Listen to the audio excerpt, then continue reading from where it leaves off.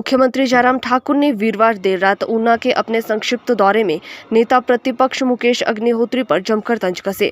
उन्होंने कहा कि नेता प्रतिपक्ष प्रदेश भर में हल्ला मचाते फिर रहे हैं कि मैं तो गाड़ी में बैठ चुका हूं, जिसने चढ़ना है वो जल्द आए और गाड़ी में सवार हो जाए। मुख्यमंत्री ने तंज कसा, आखिर जिस जल्दबाजी में मुकेश अग्निहोत्री दिखाई दे रहे हैं उससे इस गाड़ी का एक्सीडेंट होने की आशंका बढ़ती जा रही है। नेता प्रतिपक्ष थोड़ा सब्र रखें। मुख्यमंत्री जयराम ठाकुर ने कहा कि सुंदरनगर में जहरीली शराब मामले की जांच को लेकर पुलिस की स्पेशल इन्वेस्टिगेशन टीम का गठन कर दिया गया है। दोषियों के खिलाफ सख्त नहीं बल्कि बेहद सख्त कार्रवाई अमल में लाई जाएगी, ताकि आने वाले समय में इस प्रकार की घटना की पुनरावृत्ति ना हो पाए। मुख्यमंत्री ने कहा कि सुंदरनगर में हुई इस घटना की जांच में बहुत सारी चीजें निकलकर सामने आ रही है और जल्द इससे पर्दा उठने वाला है।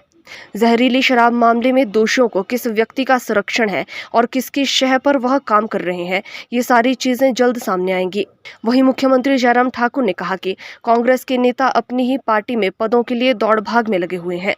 मुख्यमंत्री ने तंज कसते हुए कहा कि हालांकि ये कांग्रेस का अंदरूनी मामला है, लेकिन कांग्रेस के भीतर कुछ नेता प्रतिपक्ष को हटाने के लिए विधायकों को लेकर दिल्ली डटे हैं।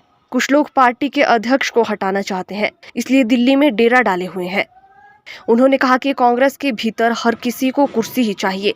मुख्यमंत्री ने कहा कि हमें उम्मीद थी कि कांग्रेस के नेता इस प्रकार के विकट समय में संवेदनशीलता के साथ जनता के लिए कुछ काम करेंगे, लेकिन ऐसा कुछ भी देखने को नहीं मिल रहा। मुख्यमंत्री ने कहा कि कांग्रेस उनकी अपनी पार्टी है, वह उसे अपने तरीके से चला सकते हैं, लेकिन जो हालात बने हैं वह कांग्रेस पार्टी के लिए शुभ संकेत बिल्कुल भी नहीं है। वहीं प्रवर्तन निदेशालय द्वारा पंजाब में की गई छापेमारी के संबंध में मुख्यमंत्री ने कहा कि कानून सदैव अपना काम करता है। उसी कड़ी में पंजाब में छापेमारी भी की गई है। पंजाब में हो रही छापेमारी को लेकर पंजाब के नेताओं को समझना चाहिए। लंबे अरसे से जिन लोगों के खिलाफ मामले चल रहे थे उन पर यह कार्यवाही हुई है। देखिए, स्वाभाविक है, कांग्रेस पार्टी जिस प्रकार से अपने पद के लिए दौड़ भाग कर रहे हैं वो उनकी पार्टी का विषय है, उस पर हमको ज़्यादा कुछ कहने की ज़रूरत नहीं है। लेकिन अफरा तफरी है।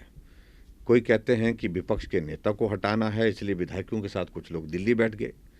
कुछ कहते हैं कि पार्टी के अध्यक्ष को हटाना है तो इसलिए दिल्ली बैठ गए। तो ऐसे में ये सारी चीज़ें कांग्रेस के अंदर जो चल रही हैं, उन्हें सिर्फ कुर्सी चाहिए, पद चाहिए। और ऐसे संकट के क्षण में हम सोच रहे थे कि वो बड़े संवेदनशीलता के साथ जो है समाज के लिए कुछ अच्छे काम करने की दिशा में आगे बढ़ेंगे, लेकिन ऐसी हमको आज तक देखने की स्थिति मिली नहीं। तो इसलिए मैं सिर्फ इतना कहना चाह रहा हूँ इस सारे मामले में कि कांग्रेस पार्टी उनकी पार्टी है, वो अपने हिसाब से चलाएं, हमें कोई आपत्ति नहीं है। लेकिन जो हालात बने हैं वो कांग्रेस पार्टी के लिए शुभ संकेत नहीं है। जो मुकेश अग्निहोत्री बार बार इस बात का जिक्र कर रहे हैं, मैं तो गाड़ी पे बैठ गया हूँ, स्टीयरिंग पे बैठ गया हूँ, जिसने चलना है, जिसने चढ़ना है वो आए और गाड़ी में सवार हो जाए। उनको मुझे लगता है कि जितनी जल्दी में वो लगे हैं तो उसमें मुझे बहुत खतरनाक एक्सीडेंट होने की संभावना लग रही है। तो घटना घटित हो सकती है, तो उनको इस बात को समझना चाहिए कि थोड़ा सब्र रखें, सही में रखें। देखो, आइसोलेटेड इंसिडेंट है, अनफॉर्चुनेट है, ये नहीं होना चाहिए था और 7 लोगों की दुखद मृत्यु उसमें हुई है।